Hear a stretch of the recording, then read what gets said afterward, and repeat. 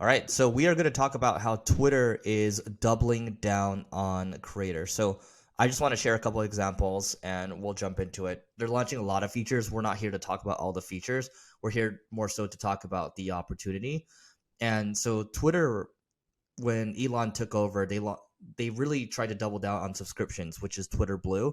And what they've added, just a couple examples here, you can actually write long form posts on Twitter now. I believe it's up to 10,000 words or something like that.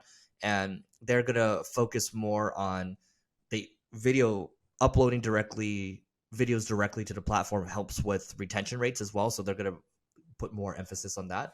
But also, they've added the ability, if I wanted to subscribe to Neil, for example, I can subscribe to exclusive content that he's putting out, and maybe Neil charges $5 to $10 a month. But they're adding something now where you can basically charge people to view per tweet. So it's like a pay per article type of deal. And I haven't seen a lot of that. I'm interested to see where that goes long term. But the fact of the matter is they're focusing a lot more on creators, and they are just trying to figure out other ways to drive revenue. So we're here to talk about what we think about this and where we think Twitter's going to go. Yeah, I think Twitter's going to go where the experiments tell them to. So they're running a lot of tests.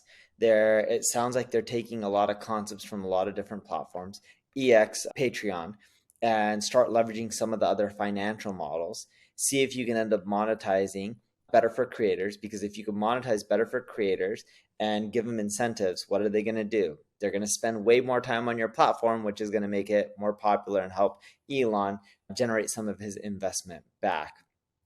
But yeah, I look at Twitter as they're just going to run a ton of experiments. Like, it's going to be a whole bag of tricks. They're going to whip them out and they're going to see which ones work and which ones don't.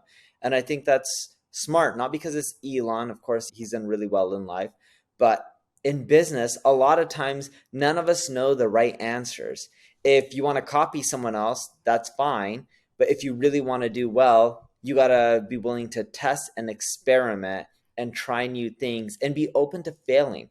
Some things will work, some things won't. And what I think he's trying to make Twitter, and he did mention this in the past, is an end-all, be-all platform. I think it was like, was it WeChat or WePay or something like that, where you can do transactions and you can do everything on Twitter. I don't know if it'll go down to that path, but what I do think he'll end up doing is figuring out how to make it more of a community. Before Elon, Twitter was just a place where you release some tweets. Every once in a while, you can do some videos that you push up, but it's more so a place to get information and converse with others. And what we found, at least in our industry, and it can vary in other industries, but in our industry, a lot of it is more intellectual, educational based type content versus check out a picture of my family. And I'm not saying they're getting away from that. I think they still have that. But what they're also adding in is all the other aspects that make social communities popular. So that way they can get a bigger slice of the market. So Elon is trying to make Twitter into this super app. To Neil's point, it could be like a WeChat or any of these other ones. WeChat is a good example because you can shop on it, you can handle payments and all that. So they've actually added the ability to trade crypto because they've synced with eToro. So they're going to continue to add these features. The marketing and business lesson here is that Elon is very receptive to criticism. He's very active on the app itself, and he's in the trenches. I remember seeing him working late into the mornings with Twitter engineers, and he's constantly trying to figure out new ideas and new angles while open to being wrong. And so he might seem immature on Twitter at times, but at the end of the day, the guy's a great product guy, and he will try to do what he can to make Twitter a place where people want to hang out more. I will say that I find that the discourse on Twitter is the most interesting, in my opinion, because I think the smartest people are hanging out on Twitter. I do not think the smartest people... Here's the thing. When you look at an Instagram, people are showing off. Oh my God, look at my vacation. Look at my nice car. Look at this. Look at that. It's not really educational. I don't feel like I'm getting much from it. In fact, it's more envy than anything if you're looking at like an Instagram, in my opinion. But when you look at a Twitter's the best example, because to go viral on Twitter, you have to really genuinely perform highly. Whereas if you want to go viral on LinkedIn, I'll give you an example. At the Mastermind last week, we're just figuring out how we can, we were joking. Literally, I threw up a quote of Steve Jobs, a picture of him with his Mac, and that post got 900 likes. And so it's more of a joke to grow on LinkedIn right now than it is versus Twitter. And so I think there's more merit tied to it. And I believe if they can lure more creators to post more frequently, they're going to do a lot better. And plus, their creator incentives right now are really good, where if Neil creates like a subscription or I create a subscription, they're not going to take any money for a while too. So that's pretty incentivizing. Anything else, Neil? Yeah, there's a few things. One thing to keep in mind is if you haven't seen the BBC interview of Elon, you should check it out. And he talks to the BBC interviewer about misinformation. The BBC interview says, oh, there's a lot more hate on Twitter. And Elon asked him for examples, and the guy couldn't produce examples. And Elon's, yeah, you're lying. And most people took that as, oh, Elon just burned the BBC guy. I didn't look at it that way. And sure, there's also that viewpoint. But what I took at it as, Elon was genuinely curious on what was the hate speech, because I believed when I was listening to it, he was like, oh, cool, what is it? I want to know so I can try to solve it.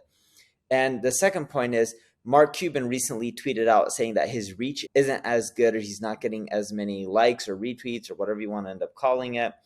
And Elon also stated somewhere, I forgot where I read this, where, yeah, the reach also isn't as good, digging into it and trying to figure out why.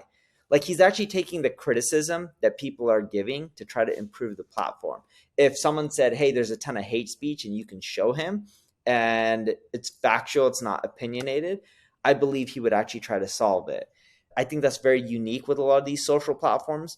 Most of them just try to do what is producing the most income.